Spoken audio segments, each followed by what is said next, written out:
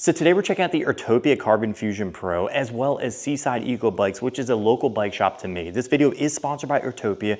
This is the Carbon Fusion Pro, and we're gonna be heading down to Seaside Eco Bikes to see the rest of the lineup. Honestly, I think I really wanted to showcase a bike shop for the sole fact that a lot of people are buying their bikes online, having them shipped to their house, attempting to put them together on their own, or taking it to a bike shop that has no idea what they're doing. Honestly, it's really hard to find a bike shop that knows what they're doing, and Seaside Eco Bikes, which is local to me, knows what they're doing. With that being said, let's get in today's video, check out the specs on this bad boy, and head down to the bike shop.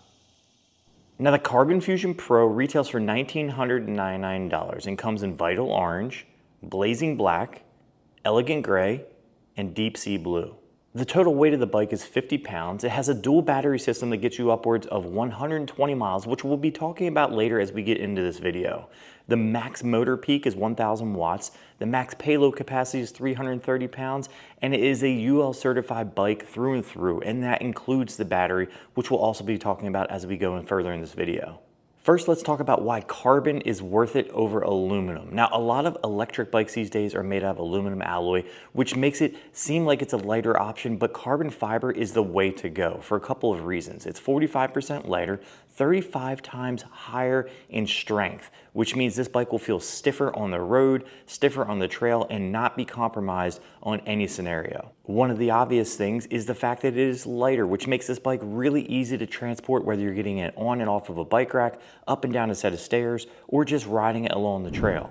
Last but not least, this will have a longer lifespan, and that's one of the reasons why I absolutely love the fact that Urtopia is going down the path of just carbon only. Now, those are just a couple of the main reasons why I'm personally choosing carbon fiber over aluminum alloy. Let's dive deeper into the specs. The frame is a step-through design, which makes mounting and dismounting a lot easier. It comes in one size, which fits riders between 5'3" and 6'3", and like I said, has a dry weight of 50 pounds with no accessories.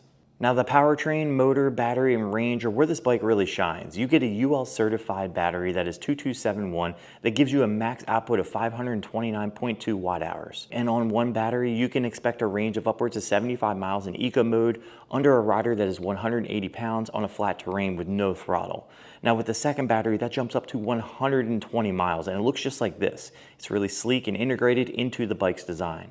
Now getting you that range is a motor that has a max output of 1,000 watts, delivering upwards of 60 newton meters of torque. You get a top speed of around 20 miles per hour at default, but you can dive a little bit deeper into the settings, getting you a top speed of upwards or over 25 miles per hour, depending on your body weight and terrain you're riding on. Now let's talk handling, ride, and components that this bike comes with. The ride and feel and components of this bike is where this design really meets the function of the bike. The front fork is a Zoom 60mm adjustable fork with lockout, which isn't huge, but it's enough for smooth city riding, bumps, gravel, and light trail riding. The tires on this bike are a perfect balance for a bike like this, no matter if you're throwing it at a gravel trail or a paved trail. These 10 to 29-inch tires are puncture resistant. With the big wheels, it helps you roll over obstacles, and a wider rubber adds to the comfort and grip on the trail. Now let's move on up to the cockpit. The handlebar has a very nice back sweep. You have an adjustable stem to be able to adjust it up and down depending on your rider height and the reach of your arms. You have flat ergonomic rubber grips, which have a really nice rubber compound that are soft on the hands. On the left side, you have your controls, a bell, and a front brake lever. On your right, you have a rear brake lever, rapid fire shifters, and a throttle. Now we can't forget about front and center, that nice sleek display tucked into the center of the stem, making this the perfect balance between an analog bike and an electric bike. So when you're on the trail, you don't feel like you're really sticking out like a sore thumb. Now, one of my favorite features about this bike is the fact that it comes with a torque sensor, which means you're getting rewarded for the power that you're putting into it. Every bit of effort you're putting into those cranks, you're getting rewarded equally with the power from the motor, which is a more natural pedal response, feeling more like an analog bike, but getting rewarded for it with some power. Now let's talk a little bit about safety. You can rest assured you'll be seen on the road and on the trail with this headlight-taillight combo, which is seamlessly integrated underneath the front stem as well as in the rear fender. Last but not least, the main safety staple on this bike, since you can go upwards of 25 miles per hour, would be the brakes. So you'll get 180mm rotors front and rear for maximum stopping power, which we're also going to be putting to the test. Speaking of the test, let's get this thing on the trail and see what it's capable of. All right, so for the speed test, locking out the suspension, making sure we are solid on that. You don't want to lose any of the energy you're putting into this. So we're going to be doing the speed test in turbo only and throttle with turbo only. Hitting start. We are off. Nice smooth take up. Got it geared all the way up to number 8. Their display showing 20 miles per hour. My display showing 20 miles per hour. A bit of my own effort in, I can push past that 20 miles per hour. But I do feel a bit of a limiter. It's to be expected with a bike like this.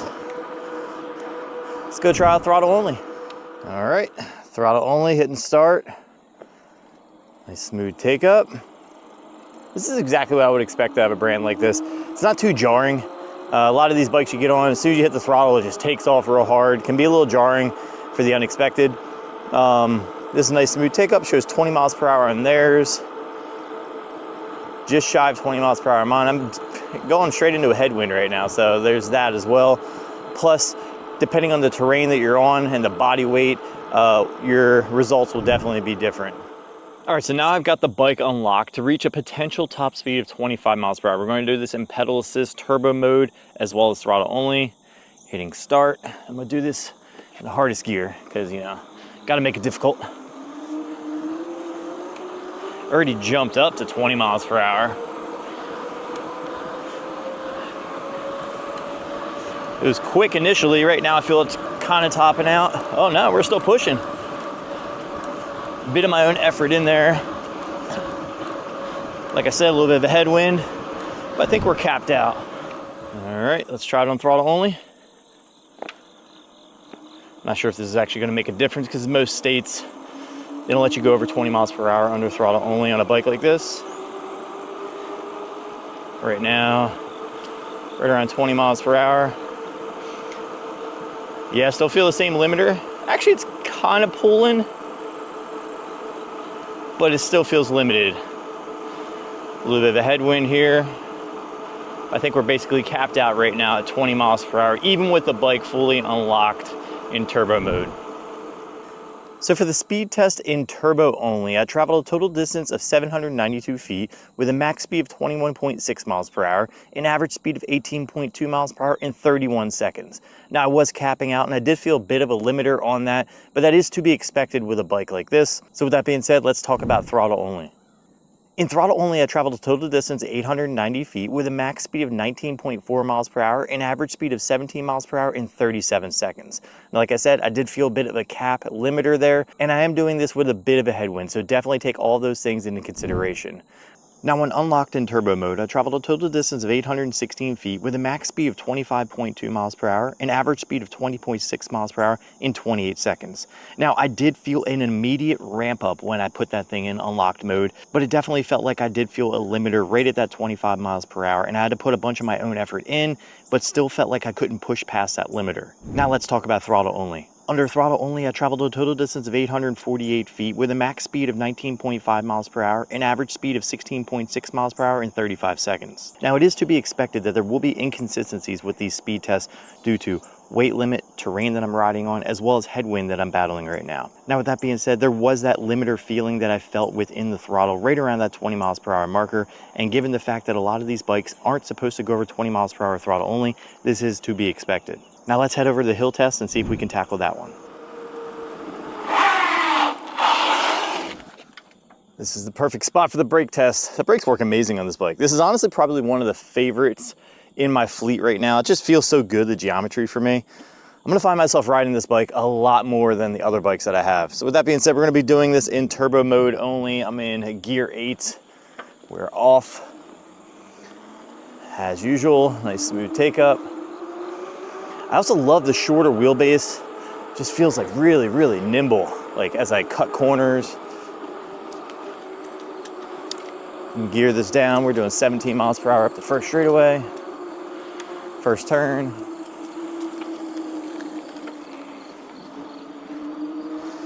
$15, $18, $20. Whoa, man, that was quick.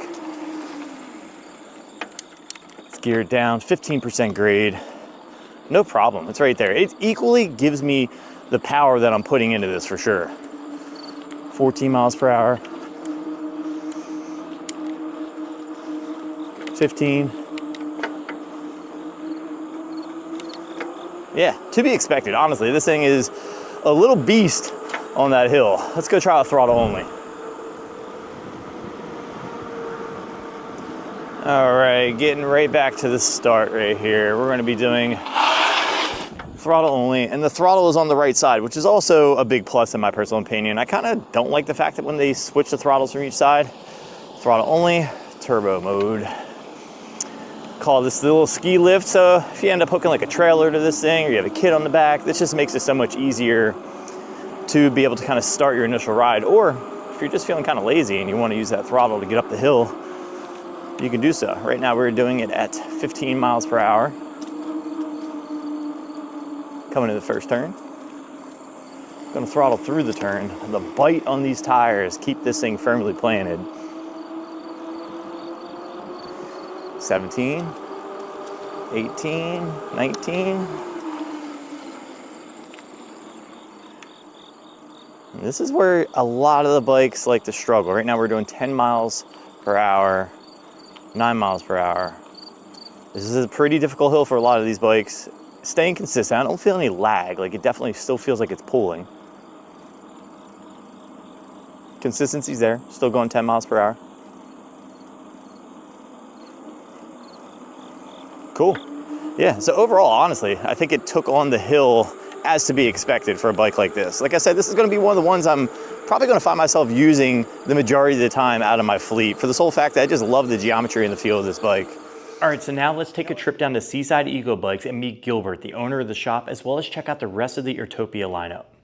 How you doing? My name is Gilbert Medina. I'm at 16779 Coastal Highway. If you guys know Lewis, we're right next to Best Shots and the Lighthouse. We're going to be talking here a little bit about the Urtopia line that we carry at our store, and I'm going to talk to you about some of the favorites that actually customers come in here looking for. Perfect. How long have you been in business, and what drove you to want to start this business? We've been in business here at this location for about 16 months. A lot of people know I started this business right out of my garage. It was kind of a hobby, and it turned into this big business. My wife and my family have all participated and been part of the business, and here we are a year and 2 months later. Awesome, still going strong. Let's talk about the lineup, maybe one of your favorite bikes, and we'll talk about, I guess, the entire lineup, all the specs, and maybe what some customers more so gravitate towards. Yeah, so I'm going to talk about the bike that a lot of people come in here looking for. Is usually the Carbon ST, because it's a step-through bike. It comes in multiple colors, and it's very lightweight. You know, it has a pretty long range.